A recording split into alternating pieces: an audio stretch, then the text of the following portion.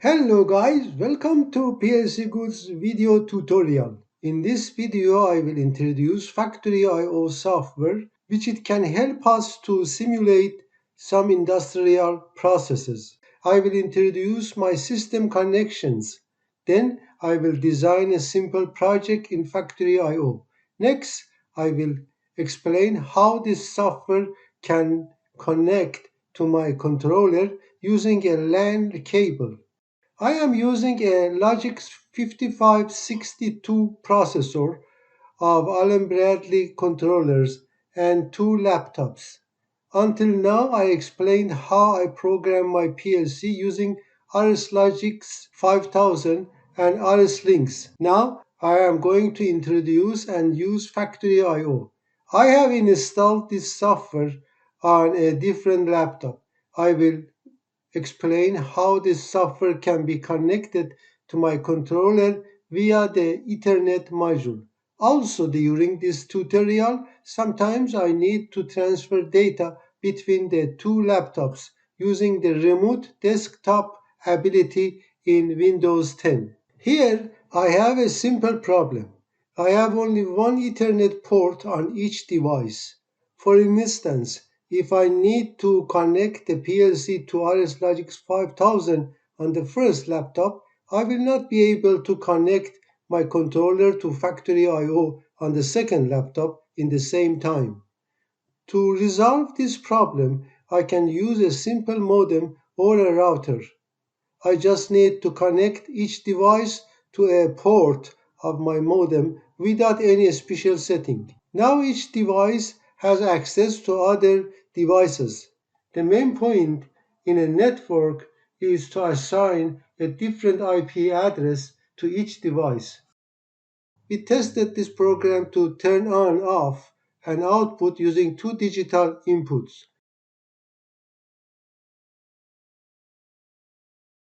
Now let me open Factory.io and create a new project.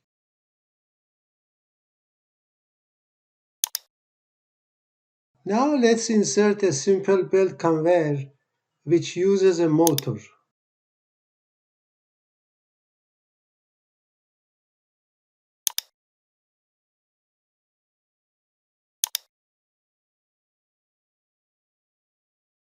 The task of the inserted emitter is to place boxes on the conveyor. To increase the height of any equipment, just press the V key on your keyboard and move your mouse. Now let's have a simple control box with two start and stop push buttons.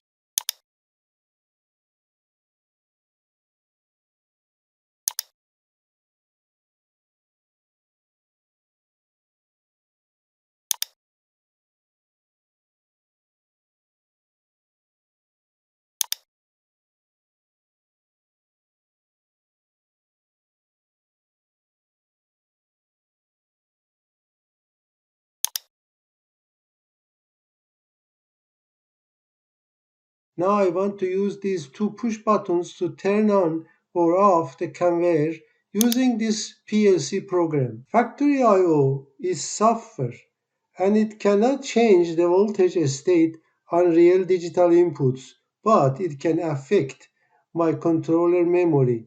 I need to define some tags and use them on the contacts.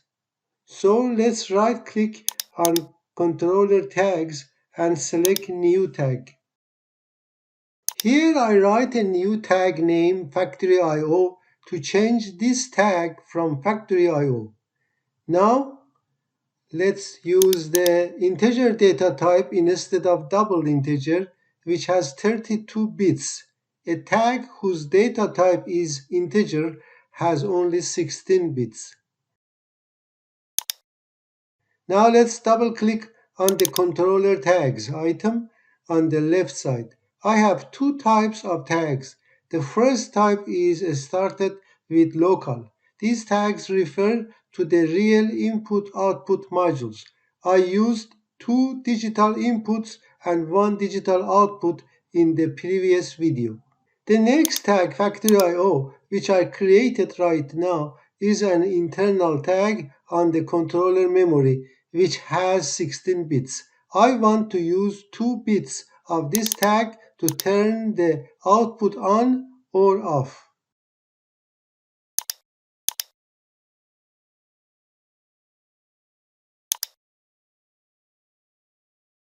Now let's modify the program. I want to turn off the output from factory I/O. So let me insert another normally closed contact.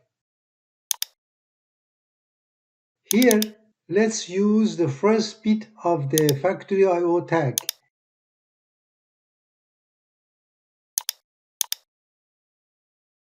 Similarly, let me use the next bit of the internal controller memory or the second bit of factory I/O tag to turn on the output.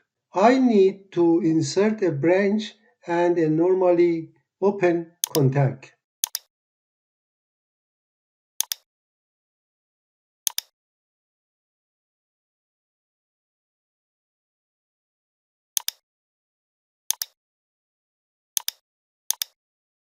Let me compile the program to ensure there isn't any error. Because I selected the connection via my Ethernet module as my default connection, instead of opening the communications menu and clicking on Who Active, I can use this menu to download my program directly via the default connection. My controller is in run mode. I should change it to program mode. Now I download my program.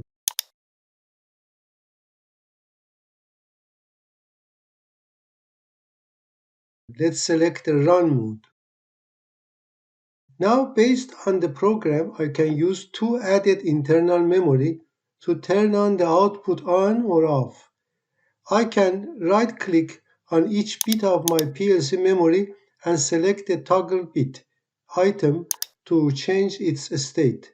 But let me show you how Factory I/O can connect to my controller and change these 2 bits of my PLC memory. The first step is connecting Factory I/O to my controller. So let's go to the File menu and select Drivers.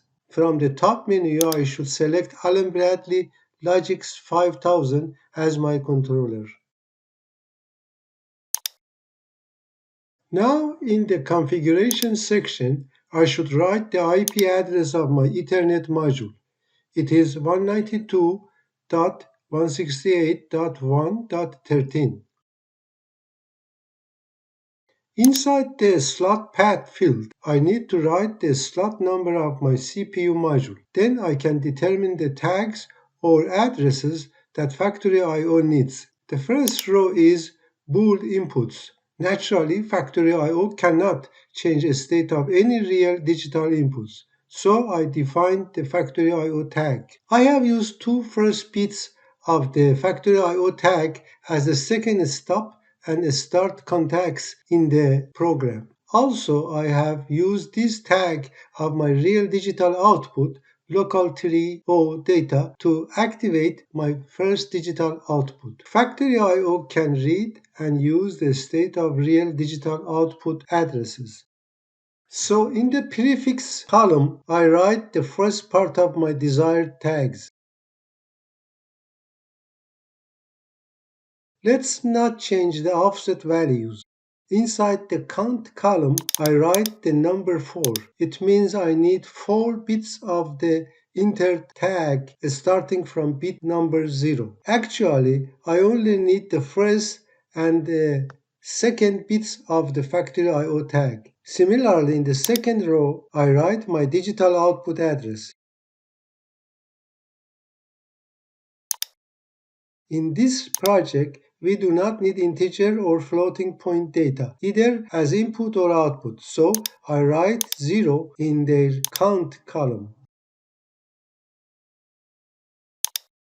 Here, I have a processor with this IP address. Also, the first 4 bits of the 2 selected tags Factory I/O and local 3.0 data are accessible and I can use them in FactoryIO. Now let's connect FactoryIO to my processor.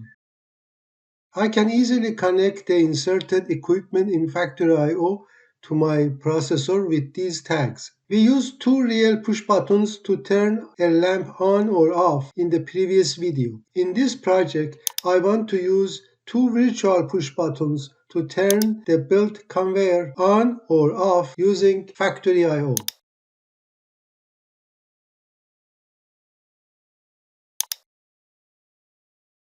Pay attention. If you click here, you can see the name of each inserted sensor or push button, the devices which can connect to the inputs of a PLC. And if you click here, you can see the name of devices like motors and belt conveyors. Now let's start the simulation.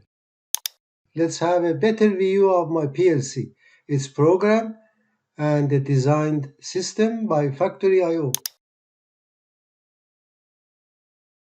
In the PLC program, I have used two push buttons to turn on the output and two push buttons to turn off the output. Pay attention to the program. The first normally closed contact at the beginning of my program works perfectly and passes the virtual power in normal conditions because its related push button is normally open. But the second one does not pass the virtual power because its connected push button is normally closed. I will explain this important point later. Now, to resolve this problem, I can either replace the stop push button in FactoryIO with a normally open one or change its related normally closed contact in my program to a normally open one. I prefer to use the second way and modify my program. Now the virtual power can reach behind the start contacts. First, let's use the two real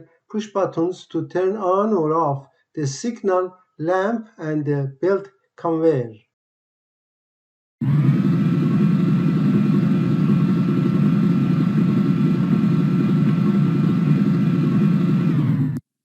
Similarly, I can use the two virtual push buttons in FactoryIO to turn on off the lamp and the belt conveyor.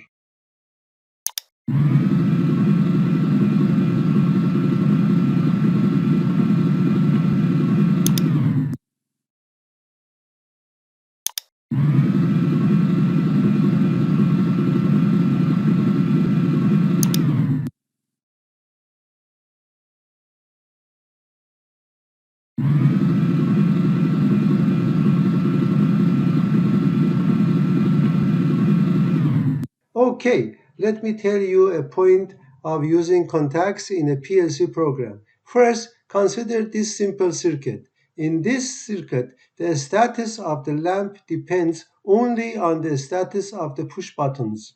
In normal conditions, the normally open push button does not send any control signal. In consequence, lamp 1 is off. Obviously, because I have used the normally closed push button on the right side of the circuit, lamp 2 is on in normal condition. Now suppose two digital inputs of my PLC are connected to the two start and stop push buttons, which are normally open and closed respectively. When we connect the two digital inputs to a contact in our program, which can be normally open or closed, then we can have any of these four states in normal conditions. Although the PLC program is similar to the one on the right circuit, the status of the outputs depends on the type of the used contact and push button. For instance, let's explain the last state of the table. I mean, when a normally closed contact is connected to a digital input which is connected to a normally closed push button. In this case, like the industrial circuits, the virtual power reaches this contact. In normal conditions, the stop push button passes the electrical voltage and it reaches the digital input. So PLC changes the state of this normally closed contact and opens it. Therefore, in normal conditions, the output of my PLC is off because the virtual power is not able to reach the output in the program. You can analyze the other three similarly. You will see if I use normally open push buttons, then my PLC program and the right circuit will have a similar performance. Okay, we have learned how to connect RSLogix 5000 to our real PLC via its serial or Ethernet module and how to connect it to Factory I/O. Now I want to introduce FactoryTalk software which can be used to visualize industrial processes. Before that, we are going to test a simple traffic light project. During the project, I will review some basic instructions. Also, we will see how a memory address can be defined in RSLogix 5000. Then, we will use FactoryTalk to monitor and control a traffic light project. Let's define a simple traffic light project based on this simple intersection. Here we have two streets, A and B.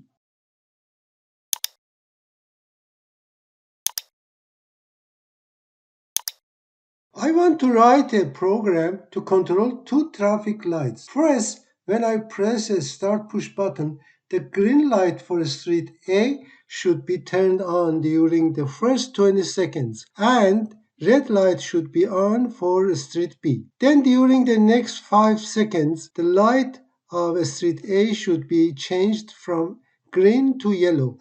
After that, only the cars on street B can move during the next 10 seconds. Then the light of street B should be changed from green to yellow for the next 5 seconds. Finally, this sequence should be repeated from the first row until a stop push button is pressed.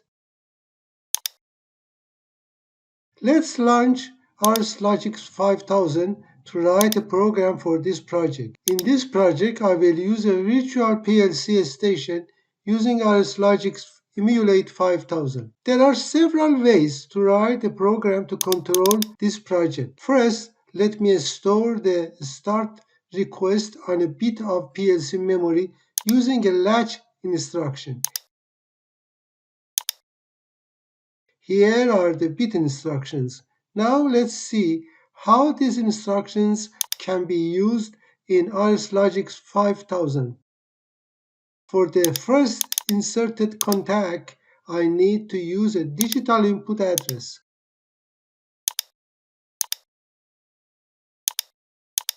I use the selected digital input to activate the traffic lights.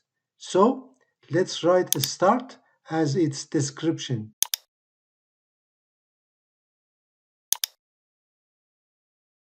The latch instruction can be used to set a bit of memory. To create a memory first, I can write its name, then right-click and select New. In this window, I determine its properties like its data type. Let's use default settings. Now, I can use this memory in my program, which its data type is Boolean. In RSLogix 5000, I can create new variables and determine their data type. In the next round, I want to use the on-off tag to activate a timer whose preset time is equal to 40 seconds. Also, let's use a normally closed contact to restart the timer after 40 seconds. Here are the timer and counter instructions. Now let's see how a timer can be configured and used in RSLogix 5000. First, let me select a name for it and select timer as its data type.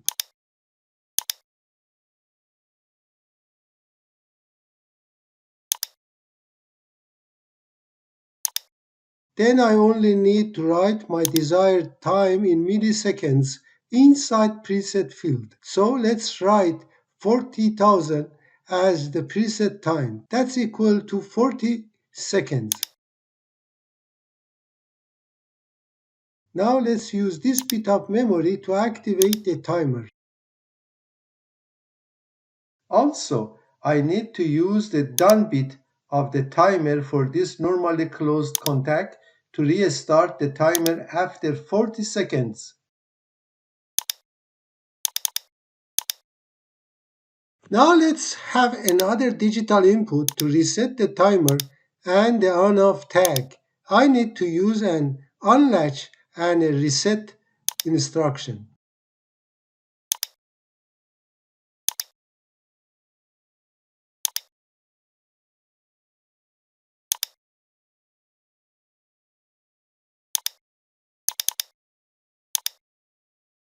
Now I want to use the second digital input to stop the traffic light system. So let's write a stop as its description.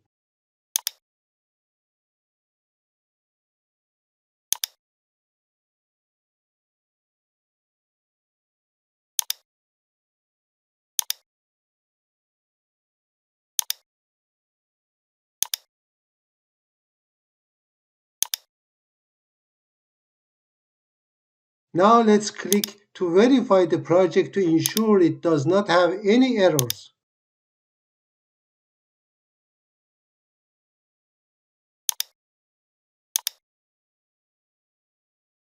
Now I can download the program to my virtual processor to test it. Okay, the virtual processor is in run mode. Let me change it to program mode.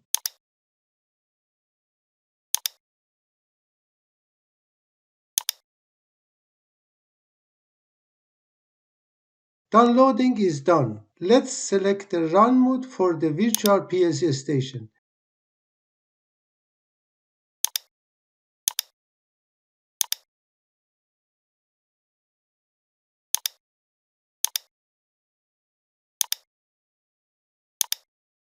Now let's activate the first digital input. The timer started its work. Pay attention to the second rung. The done bit of the timer will restart the timer after 40 seconds.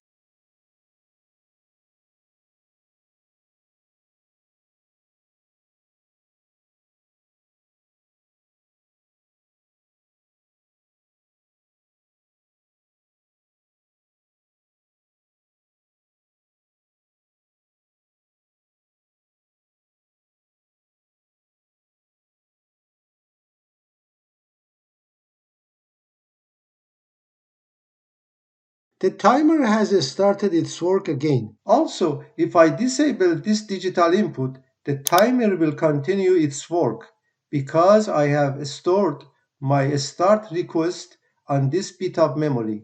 Based on the last rung, I can use this digital input to reset the timer and clear the on-off tag. If I enable both digital inputs, start and stop inputs, the stop request has priority over the start request. Note that the processor activates the timer in the first and second rung. It also resets the timer and it clears the on-off tag at the end of the program. Pay attention, here there are two ways to complete the program: based on conditions or based on outputs. Let me explain the first way, which is wrong. The first condition turns the green and red lights of the A and B traffic lights on respectively. Now see the next condition. When the time is between 20 and 25 seconds, the yellow and red lights of A and B traffic lights should be turned on respectively. Now let me explain the problem of this logic. Suppose the time is equal to 10 seconds. So based on the first condition, PLC should turn on the red light of street B, but it will be off. Why? Because the second condition in my program is not true. So PLC turns off the red light of street B.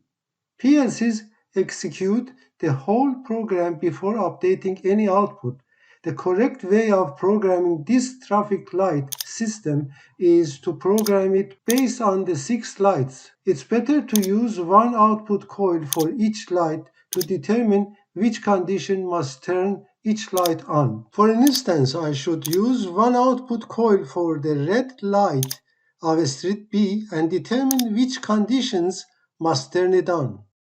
Let me complete the program. First, I need to add 6 output energize instructions because we have 6 lights in total.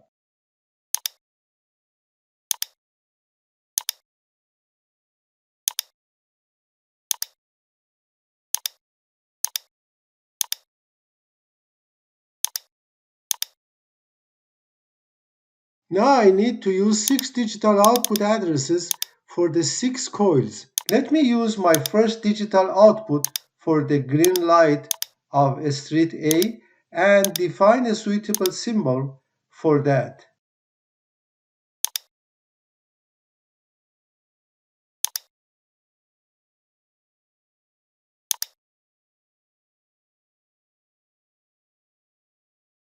Similarly, let me write a suitable description for the next 5 digital outputs and use them in the program.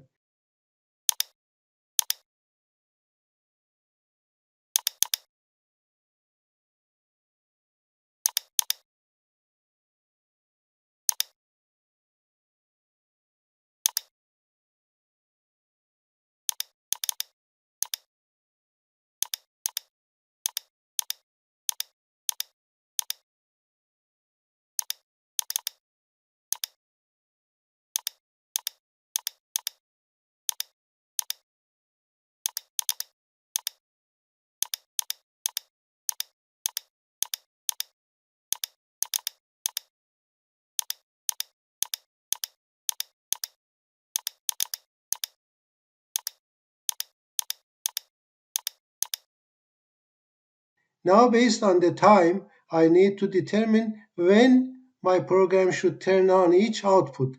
Let's start with the green light on street A. For this light, I need to compare the current time with 0 and 20 seconds. So I need to use compare instructions. Let me use a limit instruction. I can use this instruction to check if the time is between 0 and 20 seconds or not.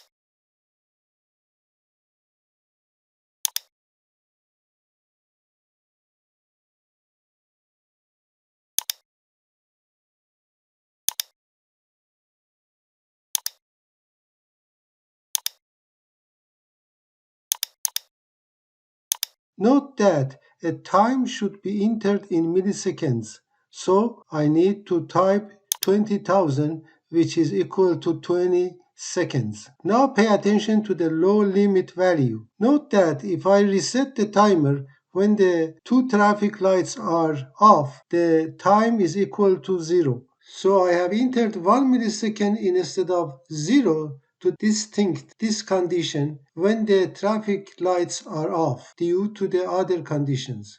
Similarly, I can write code for other suitable conditions that can turn on the other lights.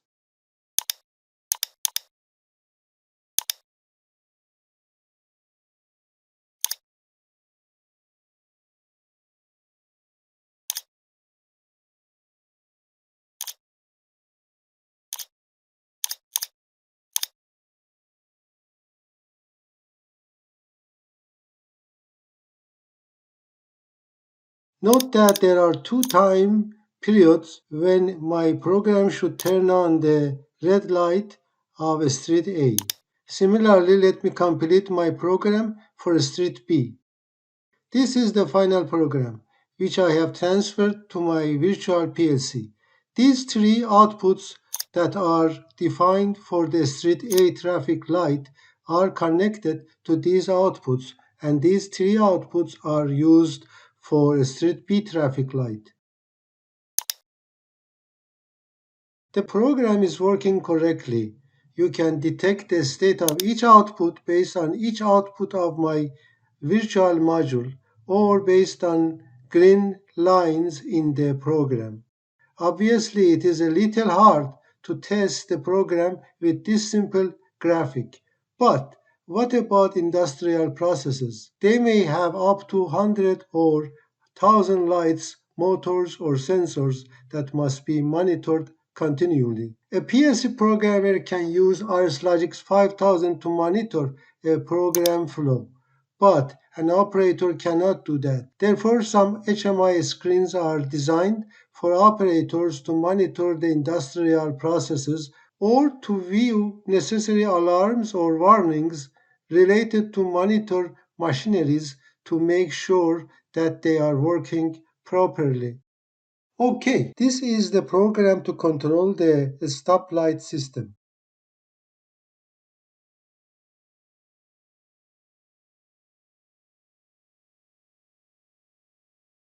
We can use RSLogix Emulate 5000 to create a virtual PLC station to test the program. Remember, I can start the traffic light system by activating the first digital input. I used the first three outputs to control the street A lights and the next three outputs for street B. For each light, I used the limit instructions to check if the current time of the timer is within a specified interval time or not.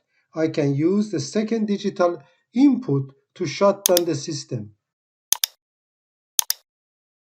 This way of simulation is suitable to a small project. Now I want to design an HMI screen to display the current state of the lights. HMI screens are used widely in the industries to monitor and configure set points, control algorithms, and send commands and adjust and establish parameters in a controller. Now let me modify my program a little. Let's create a new routine with this name, HMI routine, to define some new tags related to the HMI screen.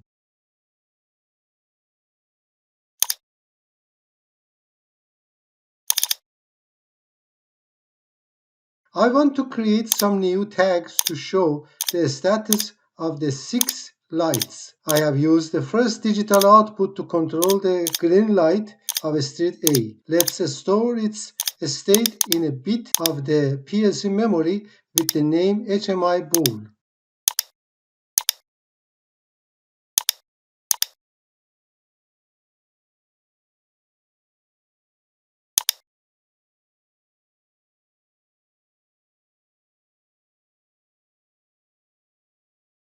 Now I must specify the properties of the HMI bool tag. Its data type is boolean and I need 6 boolean tags. So let's write 6 tags inside of a 2 square brackets to create an array. Pay attention, if the typed number is less than 32, I will have 32 boolean addresses, and if it is greater than 32 and less than 64, I will have 64 boolean addresses. Here I can determine where the new addresses should be created, under the main program or under my controller's name, which is project 16. Here I can see the tags which were defined in the previous video. If I double click on controller tags, I can see the addresses which were used for my inputs, outputs, and the new array with 32 boolean addresses which I created a few moments ago. Let's use the first addresses. Based on my program, this address shows the state of the green light of street A. I will use that inside my HMI screen. I can determine a description for this address like the way in the previous video, or press Ctrl D keys and write a suitable description.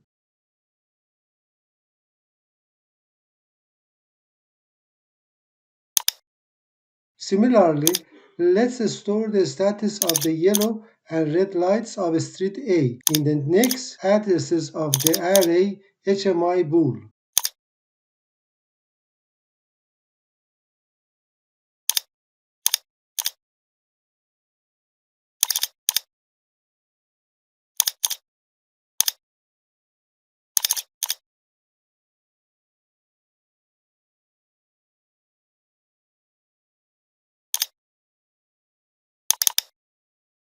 I will use these three tags to detect and display the status of street A lights on my HMI screen. Likewise, let's use these three addresses for street B lights.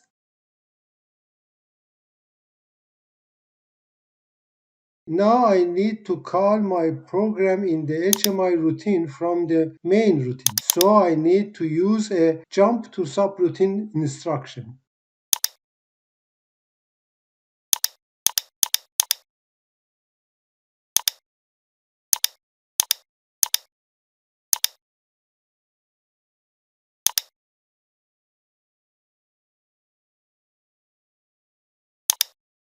I need to write the name of my desired subroutine or select it from this menu. Let's clear the next parameters.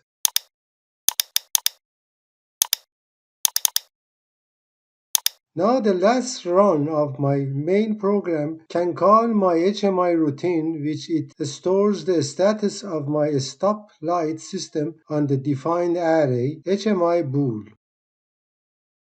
Let me launch FactoryTalk View Studio. Let's create a new project.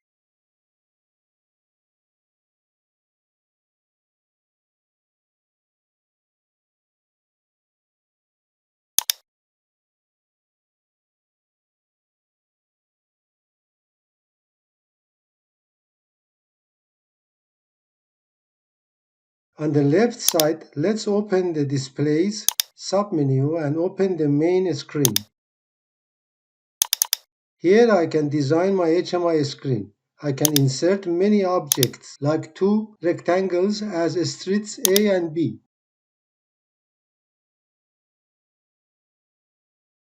After inserting an object into the HMI screen, I can double-click on it to change its properties.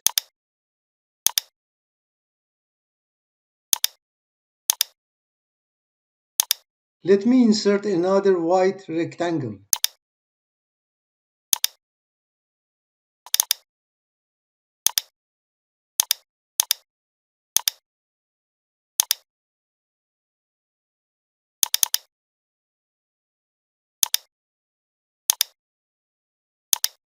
An HMI screen needs to use PLC tags, so let's create a connection between the HMI and the virtual PLC station.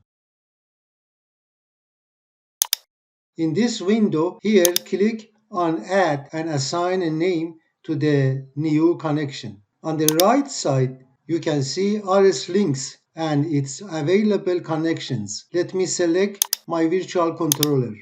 Now I click here to apply the necessary settings.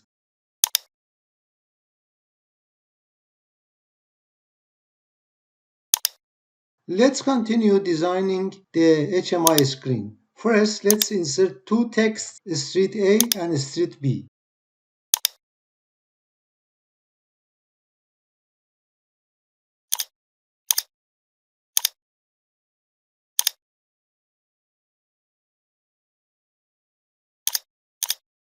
Now let's insert an image of a traffic light.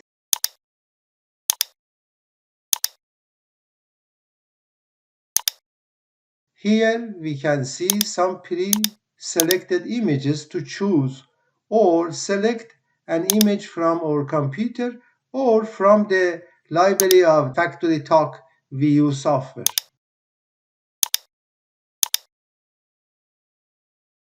Now let's select a green light and add it to the HMI screen.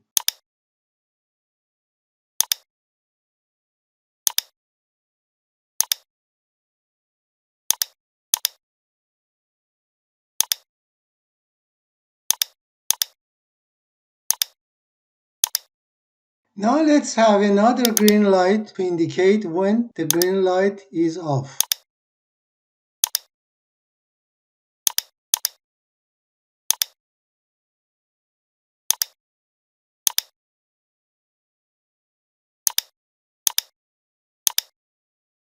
Let's change the size of the inserted green lights.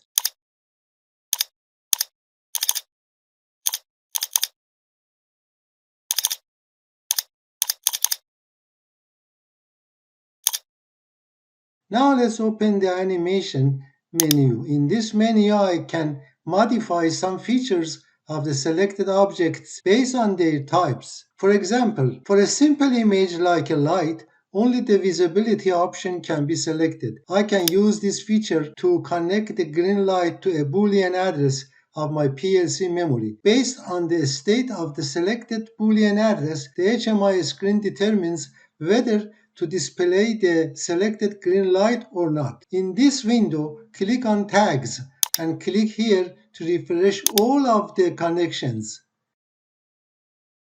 Now let me find my desired tag under the updated connections. Obviously, I can access the defined tags in my PLC program. I select HMI bool. This tag stores the state of the green light in my PLC program. Therefore, if this tag is true, my HMI screen will display the selected green light. Otherwise, it will be invisible. Note that my HMI screen should display a dark green light when the light of street A is off. So I select the previous tag of the PLC program, but I need to activate the invisible option. Now let me simulate this screen. Note that I used two green light images inside the screen, which are connected to a tag of the PLC program.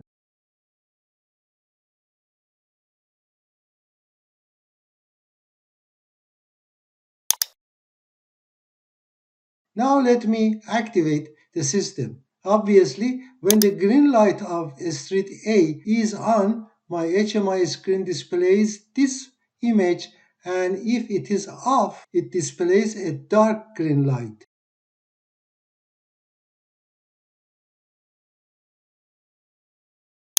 Okay, I tested only one light. Now let's complete the project.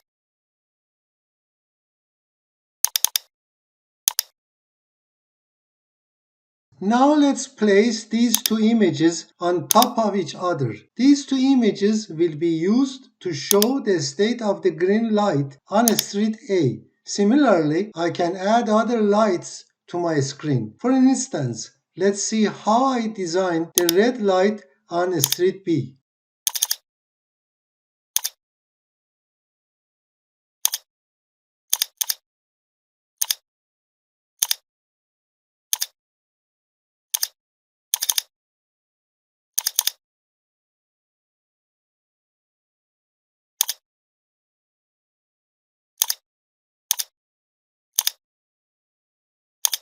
Here I select a tag that displays the state of a red light of the second traffic light system.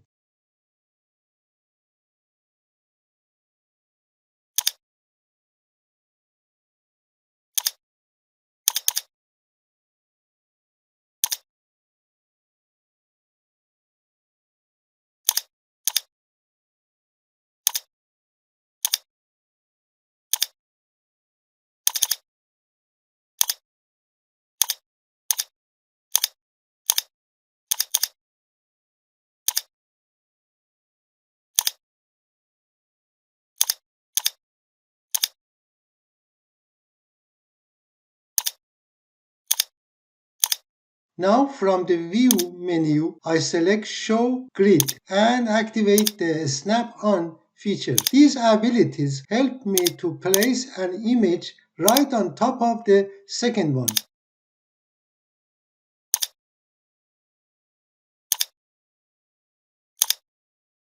Now let's test the screen.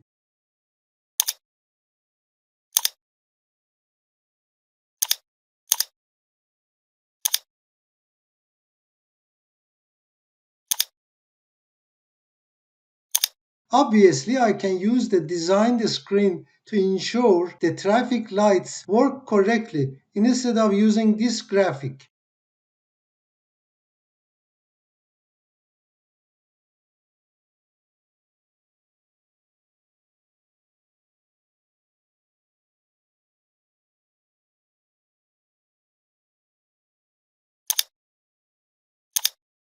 Now let me show you how we can control the traffic light project from an HMI screen. First, I insert a momentary push button. This object has 3 states. Let me change the selected colors for each state.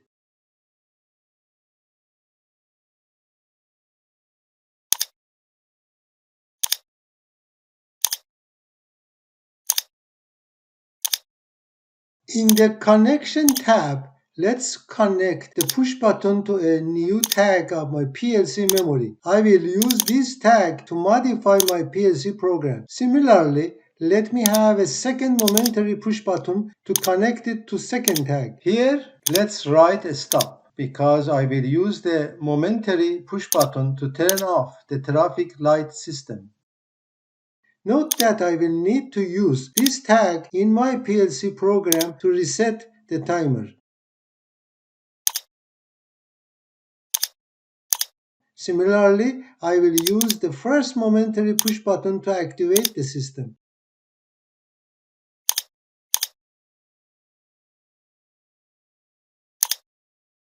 Now let's modify the program. I have used this digital input to start the timer. Similarly, let's have another normally open contact to start the timer. For this contact, I need to select this tag, which I have used for the first momentary push button on the HMI screen. Let's change its description to start to HMI.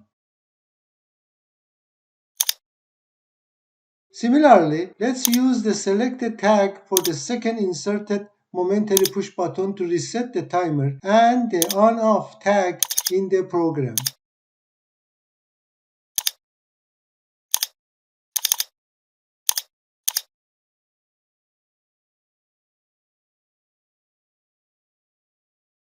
Now let's test the program with the new HMI screen. I can start the traffic light system from the HMI screen. Note that this traffic light screen is a simple screen to show you how an HMI screen can be designed to monitor and control an industrial process. We can use other objects like this. It shows the current time in milliseconds.